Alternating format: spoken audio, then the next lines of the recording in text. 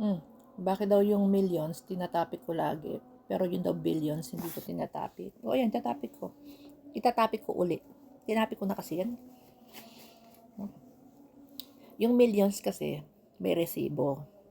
Diba? Uulitin ko. Kapag may resibo, itatapik natin. Yung kasing millions, may mga resibo. At how you know na millions lang, umaabot na nga ng billions. Hindi ko lang kung bulag kayo. So ngayon, dito tayo kay Romualdez sa Saldico.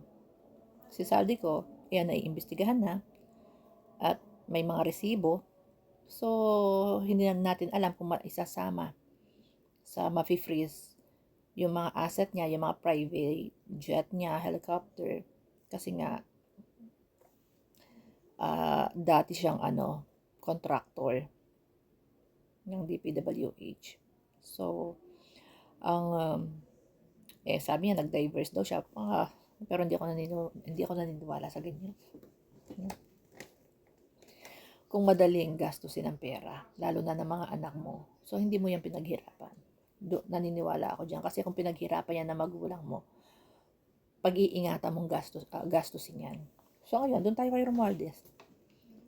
The private niya, ba't di ko daw tinatapik? Walang resibo eh. Ilang taon na po, wala po kayo mapakitang resibo. Naghihintay rin naman kami. Ang dami yung alipore sa Congress, sa Senate, o DOJ pa no, ang appointed ni Digong. Mga SC 12 doon appointed ni Digong. May resibo ba? Ang dami yung lawyer. Ba't di kayo nag-iimbestiga? Ba't di kayo kumukuha ng ebidensya? Wala eh. Dito kayo nagyayaw-yaw sa social media. Sino ba ang hindi may gusto na mapatunayan na may korupsyon dito kay Romualdez? Kayo problema kasi sa inyo, puro kayo yaw-yaw.